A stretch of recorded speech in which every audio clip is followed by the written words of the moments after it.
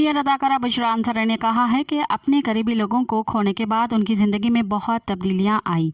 अब दुनिया फ़ानी महसूस होती है। हाल ही में एक टीवी प्रोग्राम में गुफ्तगू करते हुए बुशरा अंसारी ने कोरोना के दिनों को याद करते हुए कहा कि इन दिनों वो टोरंटो में फंस गई थी और वो सोचती थी कि अगर वो इस फ़ानी दुनिया से चली जाएं तो उनके पीछे बचाने वाली माल और दौलत का ख्याल कौन रखेगा।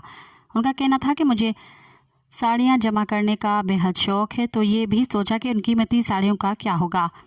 बेटियां तो नौकरी करती हैं, वो नहीं पहनती और बहन ने भी मना कर दिया। मैं क्या लूं, मैं खुद ही मर गई। तो फिर उन्होंने बताया कि इस ही सबब जब वो पाकिस्तान वापस लौटी तो अपना बंगला बेचकर एक छोटा सा फ्लैट ख़रीद लिया ताकि वो जब वो इस दुनिया से जाएं तो किसी को बहुत ज़्यादा परेशानी से गुजरना ना पड़े। मज़ीद ख़बरनि ऐं तफ़सीलात लाइ विज़िट कयो असांजी वेबसाइट www.awamiNewsHD.com ऐं ॾिसंदा रहो अवामी न्यूज़ HD।